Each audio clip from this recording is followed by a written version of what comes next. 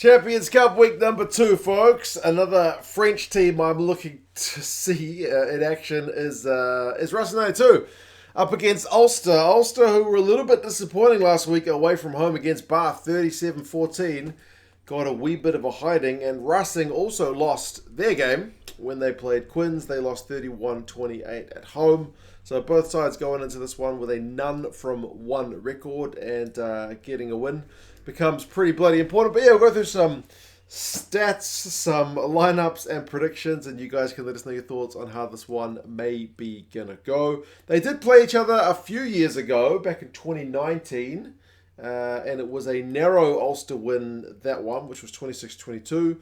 Some of the players who played in that one are still playing in this one. I think Balakoon got a try in that one. I think Addison got a try. He's not playing, obviously, for this one, but Balakoon certainly is. So, yeah, they'll be at least not totally unfamiliar with each other. Speaking of Ulster, they've kept things a lot more stable than some of the other lineups I've seen in this week's Champions Cup action. I guess they're trying to get a little bit of, I don't want to say consistency because they lost, but they want to keep the core squad together so they can kind of pick up their performance levels. Kitsoff, Herring and O'Toole, that's the same front row barring Herring, who's up from the bench. So there's been a lot of talk about Kitsoff wanting to kind of get his Ulster career kind of really going after the World Cup. Alan O'Connor and Ian Henderson's a pretty bloody useful second row. A lot of work right there. Hendo was the top tackler alongside Nick Timoney in the Ulster pack last week when Hendo made 14. Timoney also had 14, and Timoney starts at 7. Ewers is at 6, and Matty Ray is up from the bench at number 8. John Cooney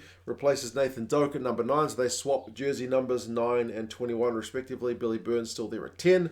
McCloskey and Hume is a pretty direct running midfield. I think, did Hume get one of the tries in 2019? Can't remember, but yeah, Hume certainly made the most carries of any of the Ulster players last week.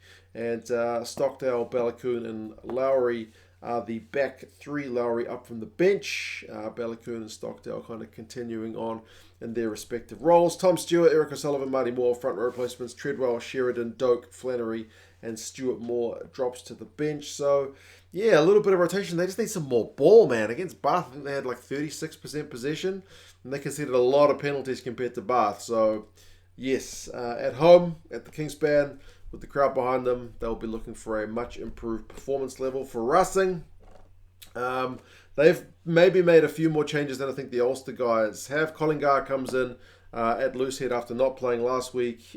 Turret is still there. Tariq at hooker, and Trevor Nyakane switches to the tight head for this one. Good to have a versatile guy like that who can play both sides at the scrum. Shuzanu and Rollins as an all-international second row, but neither of them started last week, so it's a bit of a change. Woki switches from the second row to the back row. Khaleesi is still there at 7, and Lore at 8. Backs-wise, Ligarak and Gibert is the 19 combo. I look forward to seeing Ligarak because I haven't seen him play for quite some time, but he seems like a guy in the absence of Antoine Dupont for 2024 who could maybe put his hand up for France. Chauvency and Fiku is the midfield, so Chauvency is up from the bench. Arundel switches from fullback to right wing. Himoff is there at 11, and then Max Spring is there at 15. So certainly a bunch of internationals in the Racing back three as well. Gugashvili drops to the bench for this one. Kariashvili is back into the 23. Diallo is one of the kind of stats leaders from the Racing game last week, but he's dropped to the bench for this one. He had 4 defenders beaten, which was the most for Racing, and he had their most tackles with 20. Maybe he has earned a rest, so he's in the 20 jumper for this one. They struggled defensively. I think Racing was the kind of key one looking at their stats from last week. Like Quins had 43 defenders beaten, which is a stupid high amount, and 16 clean breaks against Racing. Racing's tackling rate was 77%, which even by Super Rugby standards is really poor. So for Champions Cup, you need to be a lot higher than that.